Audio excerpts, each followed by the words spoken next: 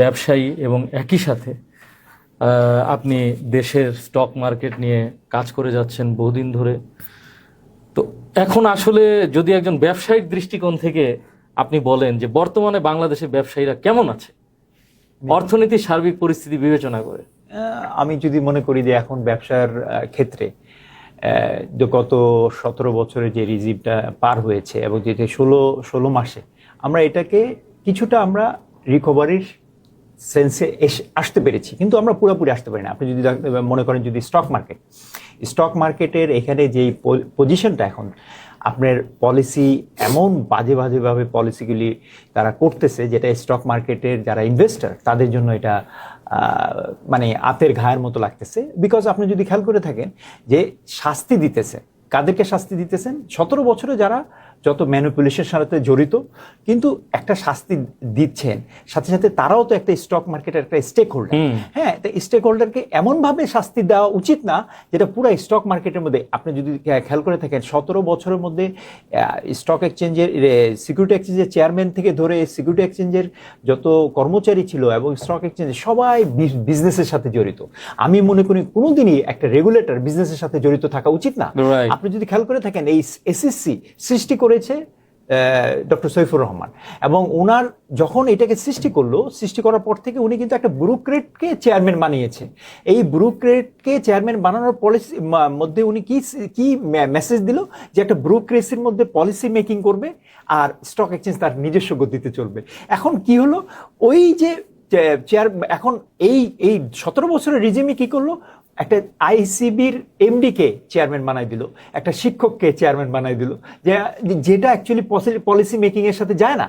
একদম এইটার জন্য টোটাল স্টক মার্কেটটা ধসে পড়েছে। এবং আমরা দুষ্ট প্রকৃতির যারা ব্যবসায়ী আছে, স্পন্সররা আছে, তারা এটাকে অ্যাডভান্টেজ হিসেবে নিয়েছে, এবং এই অ্যাডভান্টেজটা এমনভাবে নিয়েছে যে বিভিন্নভাবে তারা এই ম্যানিপুলেশন করেছে। আপনি দেখেছেন পৃথিবীর কোথাও স্টক মার্কেটের কোনোদিন বেস্ট প্রাইস হয় না, হয় বেস্ট প্রাইস যখন স্টক মার্কেটের মার্কেট মেকাররা থাকে।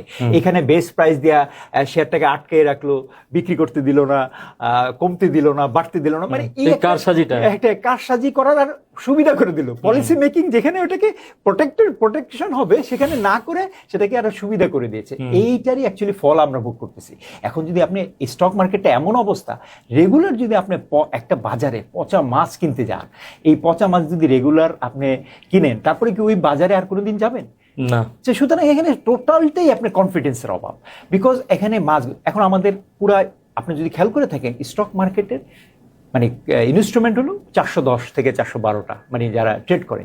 আপনি যদি এটা খেয়াল করে থাকেন, লাস্ট গভর্নমেন্ট কি করছে, ট্র্যাক দিয়েছে, ট্র্যাক দিয়ে 600 650 ট্র্যাক হয়েছে। মানে আমি স্টক ব্রোকার, ট্র্যাক দিছে 5 কোটি টাকা করে, আবার ওটা বিভিন্নভাবে ম্যানিপুলেশন হয়েছে। এই ট্র্যাক দিয়ে আপনার 650 ট্র্যাক, টোটাল ট্র্যাক সহ স্টক এক্সচেঞ্জ মেম্বার সহ, চিটাং স্টক এক্সচেঞ্জ সহ মেম্বার সহ 650 আবার দোকান খুলে বসছে মনে করেন 4000। তো 4000 দোকানে আপনার প্রোডাক্ট হলো 410টা, 410টার মধ্যে 350টা হলো খারাপ। তাহলে আপনি এখানে যার পরিণতিটা আমরা দেখতে পাচ্ছি। এই জিনিসগুলো এখানে প্রোডাক্ট ভালো জিনিস আনতে হবে মার্কেটে, নাহলে কিন্তু আপনি এখানে কোনোভাবেই সাস্টেনেবল হবে না। আপনারা দেখেছেন যে এই সরকার আসার পরে কিছু জিনিস বলতেছিল যে মাল্টিমিডিয়া কোম্পানি, বড় বড় কোম্পানিগুলিকে আনার জন্য, সেই জিনিসগুলি যদি আসে, স্টক মার্কেটে যদি আস্থার এটা ফেরত আসে, ট্রাস্ট ডেফিসিটটা কমে যায়, জিরো। এবং আপনি যদি খেয়াল করে থাকেন স্টক মার্কেটের এই গভর্নমেন্ট একটা পলিসি করলো কি, মার্জিন রোলে আপনি শুধু বিক্রি করতে পারবেন। সে আমি একটা শেয়ার মানে আমি একটা মার্জিন লোন নিয়েছি 100 টাকা, আমি নিজে ইনভেস্ট করছি, আর একটা ব্যাংক 100 টাকা 200 টাকা। এখন একটা রুল করে দিল আমি শুধু বিক্রি করতে পারবো আর কিনতে পারবো না, তাহলে কি আমার হাত পা বেঁধে দিল? তাহলে আমি এটা কি হলো? এই জন্য দেখেন প্রত্যেক দিন মার্কেট পড়তেছে। তো জিনিসটা তো আপনাকে বুঝতে হবে। এবং এই সেক্টরটা, এই জায়গাটা মার্জিন রোল 26,000 কোটি টাকা, it is not matter of joke. আপনি 26,000 কোটি টাকা ব্লক করে দিলেন, ট্রেড করতে পারবেন না। আপনি স্টক মার্কেটের অবস্থাটা দেখেন, এক একটা ব্যাংকের প্রাইস, আপনারা জানেন যে ব্যাংকগুলি 5টা ব্যাংক মার্জার করেছে, 5টা ব্যাংক ওভার দ্য নাইট পরের দিন 0 টাকা। তাহলে এই ইনভেস্টরগুলি কোথায় যাবে?